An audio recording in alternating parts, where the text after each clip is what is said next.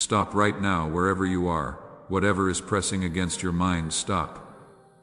I am not asking you to pause because your situation is ordinary. I am asking you to stop because you are closer to a wrong turn than you realize.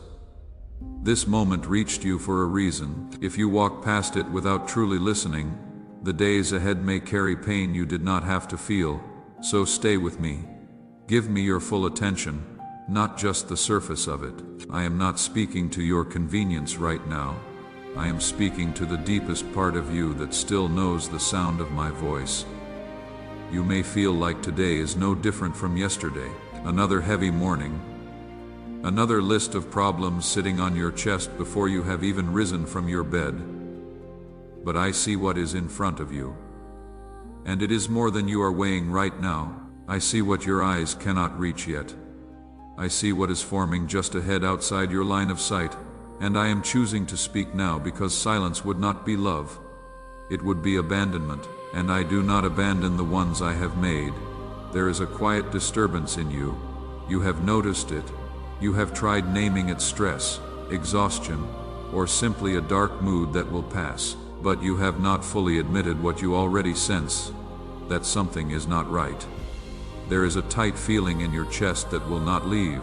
A pull towards something you know is not good for you, a door you keep standing near, reaching for the handle, telling yourself this time will be different. I want to speak plainly about that door. I want you to understand why I am asking you not to open it. I am not speaking to you from a distance. I have been present in every quiet moment you have spent carrying weight that no one around you fully understood. I have been there in the long nights when your strength ran thin and no one was watching.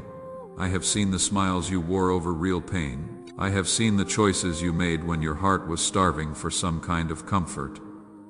When loneliness became so loud, you would accept almost anything to quiet it down. I do not say this to shame you. I say it because I was there. And I know the full story, not just the parts you show others. Because of what you have survived, a quiet lie has settled into your thinking. The lie says you are strong enough to go back. You handled it once so you can handle it again. But endurance is not the same as wisdom. Being able to survive something is not the same as being permitted to keep returning to it. The fact that you made it through does not mean you are meant to go back. Some things were never designed to be revisited. They were designed to be left behind permanently so that what comes next has room to grow in the space they once occupied. I am not speaking to you with harshness. I am speaking the way a watchman speaks when he sees something approaching that the person inside cannot yet see. Not to frighten. To warn while there is still time to choose a different direction. I am reaching you now before the cost becomes something you carry for years. This is not a threat. This is mercy arriving ahead of the consequence. You have learned over a long time how to push through pain without stopping. You have learned how to fold everything difficult into the back of your chest and keep moving forward. Keep smiling.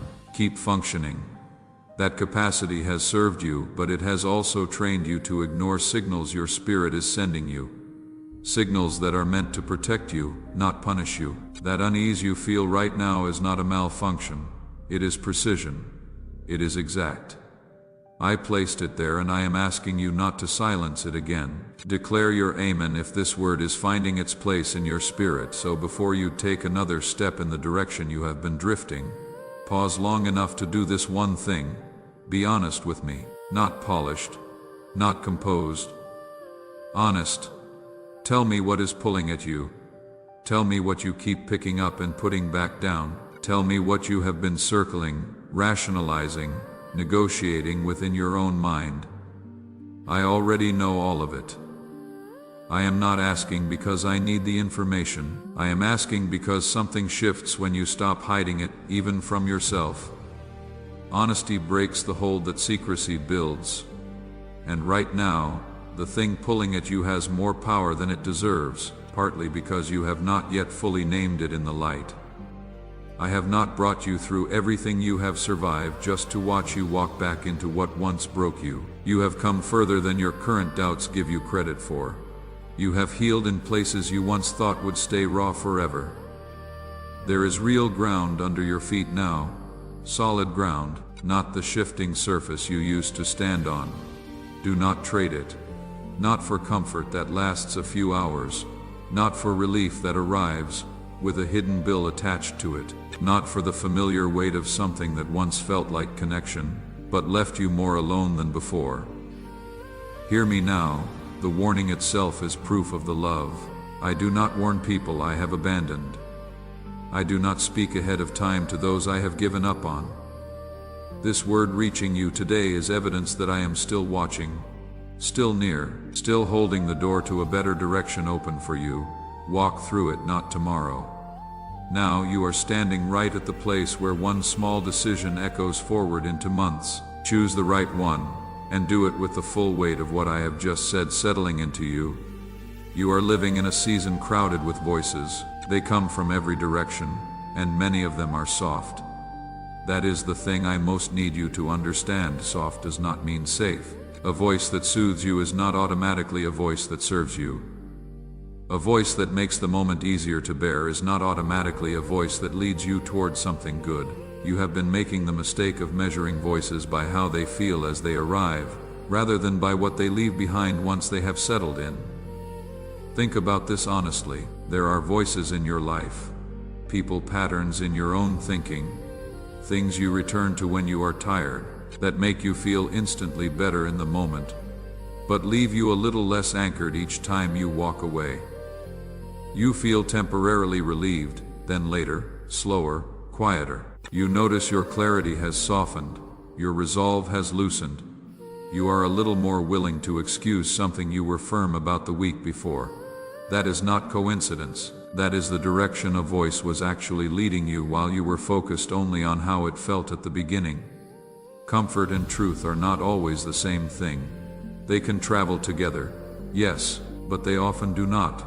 A voice can be warm and still carry something harmful underneath that warmth. A voice can sound like understanding and still be steering you away from real wisdom.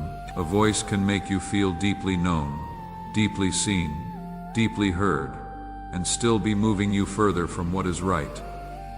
The feeling of being understood is powerful. I know that, especially when you have gone long stretches feeling unseen. But you cannot let that feeling become a reason to stop examining what is actually being offered to you. Declare, I believe. If you are receiving this into your spirit today, here is what I want you to practice. When a voice reaches you, whether that is a person speaking, something you consume quietly in your private hours, or even a recurring thought that shows up dressed in gentle language, do not simply ask, how does this make me feel right now? Ask instead, what does this produce in me over the next several days? Do I feel clearer or more confused? Do I feel more rooted in truth or more willing to compromise? Things I know matter. Do I feel more courageous in what is right, or do I find myself looking for clever reasons to delay what I already know I need to do? Dear family, I want to share something important with you all. Recently, our channel has been demonetized by YouTube, which means we no longer receive any earnings from our videos. Each video takes a lot of time, effort, editing, and resources to create, but we still want to continue spreading these powerful and uplifting messages to you. We truly wish to keep this channel alive and continue our mission, but doing this without any support is becoming very difficult. If our content has ever helped you, inspired you, or supported you in any way, we humbly request your support through Buy Me a Coffee. Even a small contribution helps us continue this journey. The support link is available in the comment section and the description. Thank you for your love, support, and prayers. God bless you. Those questions cut through the surface quickly. They will show you things that tone of voice never reveals. Because tone of voice can be manufactured. Anyone can speak softly. Anyone can choose gentle words. But what a voice actually produces in your spirit over time, that cannot be faked for long. The fruit always tells the real story. Eventually, I want you to understand the method that works against your peace. It rarely arrives through obvious aggression. It rarely looks frightening. Instead, it often comes through permission, through words that sound like freedom, but are actually the loosening of something important in you. Through comfort that validates your pain without ever asking you to grow beyond it. Through encouragement that feels good in the moment, but leaves you more attached to the very thing you needed to release. Through reassurance that quietly lowers the standard you were holding yourself to, until the standard disappears entirely, and you barely notice it is gone. The goal of that kind of influence is always the same: to move you forward before wisdom has time to speak, to make compromise feel reasonable, to make the thing you know is wrong feel manageable, to make the door you needed to close feel like it still deserves to be open. And it rarely announces itself as danger. It arrives gently, wrapped in exactly what your tired heart was craving at exactly the moment you were too worn out to examine it carefully. So I am asking you to raise a standard inside yourself, not out of suspicion toward every person around you, but out of a genuine commitment to guard what you have built. There is a real difference between being suspicious of everyone and being wise about what you allow in. Wisdom is not cold. Wisdom is not isolating.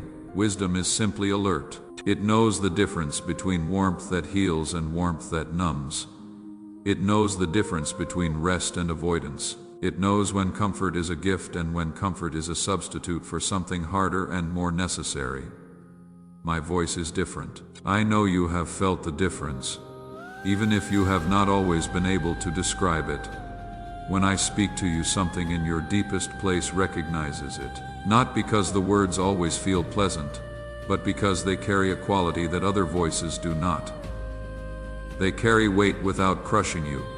They carry honesty without leaving you feeling abandoned. They may challenge you directly, but they also give you the grace to face what they ask of you. That is the signature. A word that challenges you and equips you at the same time is a word from me. A voice that flatters you and slowly erodes your inner ground is a voice you need to step back from, regardless of how much you enjoy the way it sounds. Let me into this part of your life, not as one more voice among many competing for your attention, as the primary voice, the one you bring everything else to, the one you hold other words up against to see what is true and what is not. Let me become familiar enough to you that imitation cannot fool you. Let me retrain your ears to the point where you know within a few sentences whether something is drawing you closer to peace or slowly pulling you away from it. This is not something that happens by accident. It requires you to spend enough quiet time with me that my voice becomes unmistakable. Start now, start here. Let what I am speaking become the loudest thing in you today. There is something working against you that I need to name directly.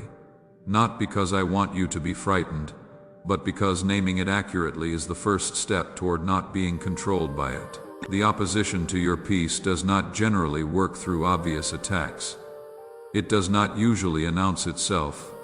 It works through subtle permission. It works by finding the place where you are most tired, most lonely, or most desperate for relief, and then offering you exactly what you crave at exactly that moment. And the offer always sounds reasonable.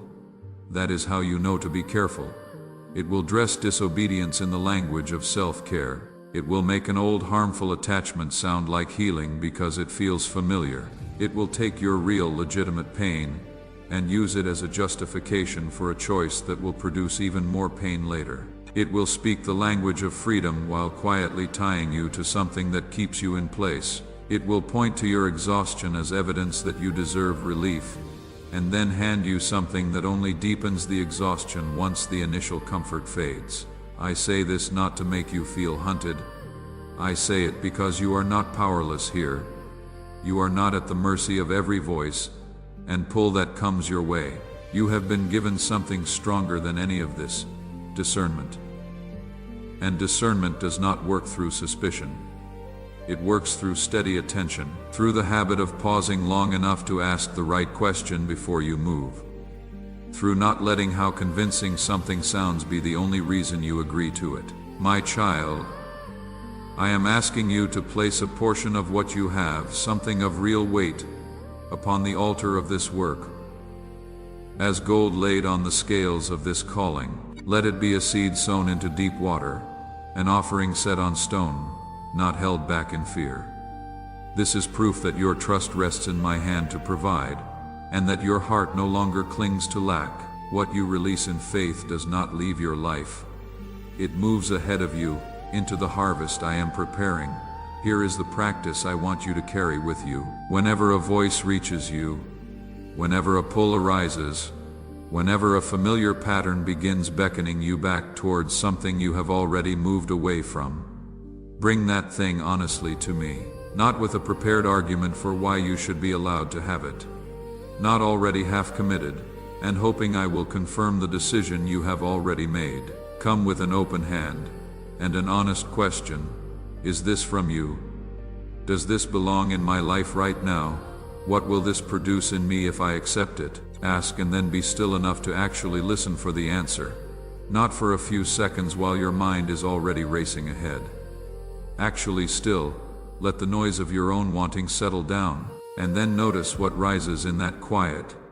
Notice whether what was calling so loudly a moment ago begins to lose its urgency in the stillness. Notice whether the peace you feel when you are close to me increases or decreases when you hold the thing up to honest examination.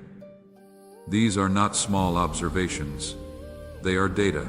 They are the exact kind of information that protects your future.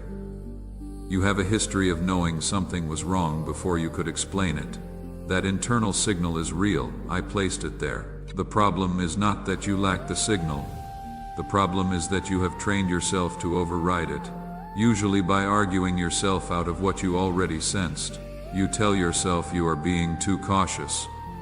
You tell yourself it is not as serious as it feels.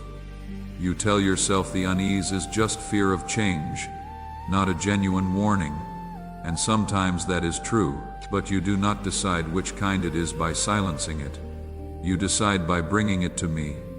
There is something I want you to understand about the way I actually speak. My voice does not require chaos to be heard. I speak in the clarity that exists after the noise has died down. I speak in the steadiness present when you have stepped back from immediate pressure and simply been still with me. If a direction only makes sense when you are spinning, if it only feels right when your emotions are at their most frantic, be careful with it. Truth does not need you destabilized to become convincing. Only pressure needs that. I do not manipulate you. That is an important thing for you to hold on to. Everything I ask of you comes with the grace to do it. Every hard word I speak comes with the strength to carry it. Every door I ask you to close, I provide the resolve to actually shut it and walk away. That is the difference. When something is genuinely from me, you will find, even in the difficulty of it, that you are not left without the resources to follow through. The path may not be easy, but you will not be empty-handed on it. Grow familiar enough with that quality that you can recognize its absence, because when something that presents itself as divine leading leaves you feeling spiritually hollow, when it asks you to move but leaves you feeling divided and unstable on the inside, when it promises peace but produces inner noise, that is not my hand on your shoulder. That is something else wearing a convincing disguise. Come closer, not just when you need rescue, not only in the moments when everything has already broken apart. Come closer in the ordinary moments, in the small daily pauses, in the quiet before the day begins pressing down on you. Let me become the voice your spirit is most familiar with, so that everything else gets measured against it automatically. That is how you stay safe in a season full of noise, not by becoming suspicious of everything, but by becoming so anchored in the real thing that substitutes cannot hold you for long. Now I want to turn this conversation toward the people around you, because some of what is disturbing your peace is not a habit or a situation.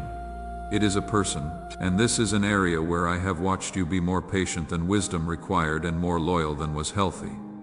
Not because you were wrong to care, but because you were measuring the wrong thing. You have been measuring safety by intention. You have been asking yourself, does this person mean me harm? And because the answer is often no, you have concluded that their presence must be acceptable. But safety is not only about whether someone wishes you well. Safety is also about what their presence actually produces in you over time. A person can have good intentions and still consistently leave you emotionally drained. A person can genuinely care about you in their own way and still keep you anchored to a version of yourself you have already outgrown. Intentions and fruit are two different things. I need you to start measuring the fruit. Ask yourself what happens to your inner world after time with this person. Does your thinking become clearer or cloudier? Does your resolve to do what is right strengthen or soften? Does your prayer life stay open and easy, or does it feel like something has been placed between you and me? Does your self-respect increase, or do you find yourself making excuses for your own choices, just to keep the peace? These are not small peripheral questions. They tell you what is actually growing in the soil of that relationship. Some people belong to an earlier chapter of your life. They mattered in that chapter. They may have even been essential to who you were in that season. But a new chapter has begun, and it does not automatically inherit every person from the previous one. This is not judgment on their character. It is simply the nature of growth. When a river changes course, it does not drag all the old terrain with it. It moves into new ground, and not everything from the old path can fit in the new one. I want you to release yourself from the idea that loyalty always means proximity. You can hold someone in genuine regard and still create distance. You can wish someone well from the core of your heart and still limit how much access they have to your daily life. These two things do not cancel each other out. In fact, sometimes the most loving thing you can do, for them and for yourself, is to stop maintaining a closeness that is no longer serving either of you honestly. There are people who keep you emotionally tangled in old patterns. Not because they are trying to hold you back, but simply because they have not grown in the same direction you have. They are not villains. They are not your enemies. But they are not suited for where you are going next. And continuing to give them front row access to your thoughts, your private hours, your vulnerable moments, and your decision making is costing you more than you have been willing to admit. Your emotional energy is not infinite. Your attention is not a resource that automatically replenishes itself. When you pour significant portions of those resources into relationships that leave you more depleted than you were before, you are arriving at what matters most with less than you had. You are arriving at your prayers, half empty. You are arriving at important decisions with your thinking clouded by whatever the last conversation stirred up in you. You are arriving at the things I am preparing for you next without the full inner clarity those things require. I want to be honest with you about what I am doing in your relational world right now. I am making adjustments. Some connections are being loosened. Some voices are moving toward the edges of your life. Some conversations are becoming less frequent and less central. And if you have noticed this and felt guilty, if you have tried to force proximity back into something that was gently fading, I am asking you to stop. Do not chase what I am moving. There is purpose in the shifting when I quietly reduce certain connections. It is not because I want you isolated. Isolation is not what I am building. I am building space, clarity, a different kind of quiet around you. The kind of quiet where you can actually hear yourself think, where you can actually feel what is true versus what you have been told to feel by whoever is nearest. That kind of space is not emptiness. It is room for something better to arrive. So when a connection naturally cools, let it cool without guilt. When you notice that certain conversations are leaving you scattered rather than settled, stop returning to them as often. When your spirit consistently feels unsettled after time with a particular person, that is not pettiness on your part. That is discernment doing its job. Honor it. You do not need a dramatic event as permission to protect your inner atmosphere. You do not need to wait for a visible betrayal before you are allowed to create distance that your spirit has been requesting for some time already. You can do this without anger. You can do this without being less available. Begin investing your limited time and emotional energy into relationships that leave you more anchored, more at peace, more truthful with yourself and with me. Begin gravitating toward the people in your life who make you feel more like the person I am building you into, not less. Guard your inner atmosphere carefully. What you allow to fill the space around your heart shapes your thinking, your decisions, your courage, and your sense of what is possible. Some of the greatest limits on your life right now are not external circumstances. They are the accumulation of voices, conversations, and connections that have been slowly contracting your sense of what you are capable of. Let them go and come into the open. I know what runs through your mind when I ask you to release a relationship. The objections are familiar. You think of the history between you. You think of the moments when that person was genuinely there for you. You think of their struggles, their pain, their own story of difficulty, and your heart softens immediately. You have always been someone who leads with compassion. You feel other people's weight and it becomes your own almost instantly. I know this about you. I did not place that capacity in you by accident, but compassion and wisdom must travel together, or compassion becomes a door through which everything enters, including what was never meant to stay. When compassion exists without the wisdom to know where it ends, it becomes something that costs you everything and benefits others in ways that do not always produce good things in their lives either. Endless availability is not the same as genuine love. Refusing ever to create distance is not the same as faithfulness. Sometimes the truest gift you can give someone is the dignity of encountering the real consequences of their choices, rather than always being absorbed into someone else's life who quietly softens everything for them. So when you feel that pull of compassion rising up as a reason to keep a door open, I am not asking you to silence it. I am asking you to bring wisdom into the room alongside it. Ask yourself honestly, is keeping this door open actually helping this person? Is it helping them grow? Or is it simply removing a discomfort they should probably be sitting with? And equally, is this proximity serving the work I am doing in you? Or is it consistently pulling you sideways from it?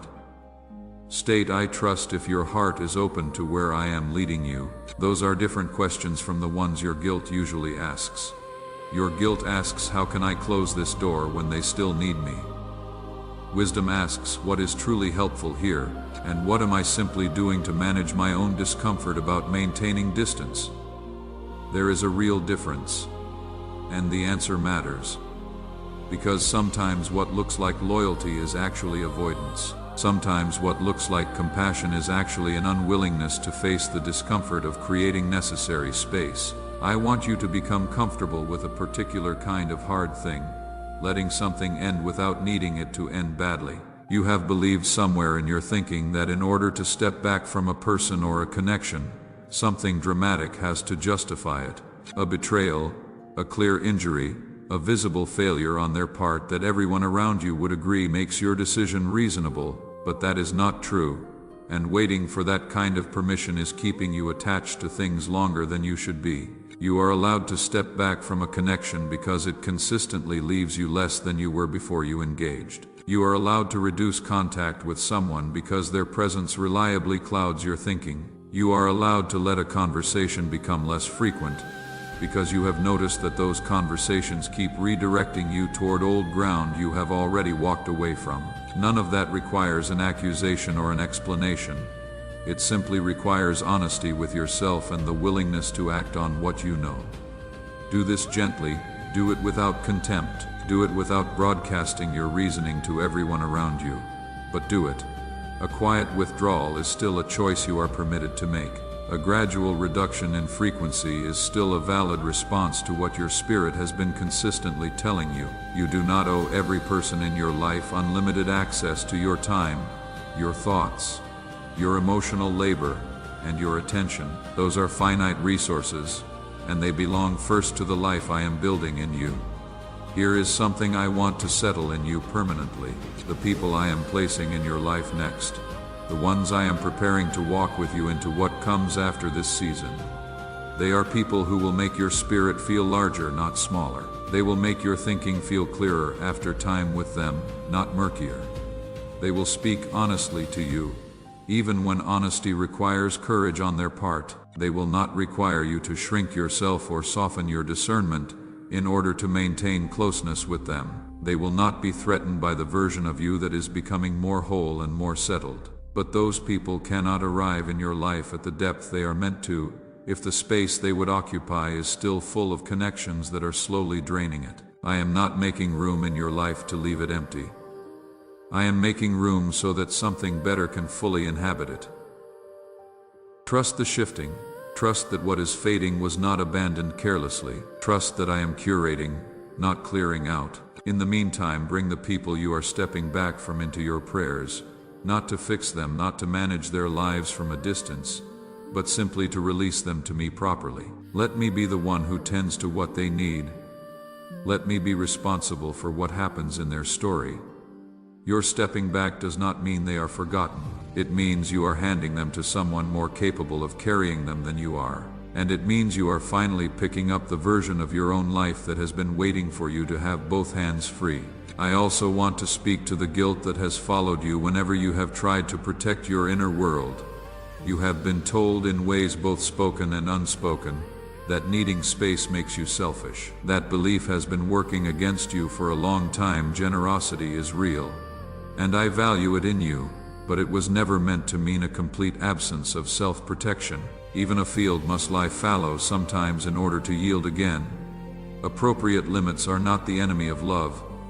They are often what keeps love from being entirely spent. Come forward, not with everything resolved, not with perfect clarity about every relationship and every person. Just come forward with the willingness to act on what you already know and trust that I will handle what your stepping back leaves behind. There is one more thing I need to address with you before we move toward the end of what I am saying. It is something that has caused you significant harm in the past, and it is active in your life again right now. It is the feeling of urgency, the sense that something must be decided immediately, the pressure that builds inside you when a person, a situation, or your own mind begins insisting that there is no time to pause, no room to think it through, no space for a careful prayer before the answer is required. I need you to hear this clearly. That kind of urgency almost never comes from me.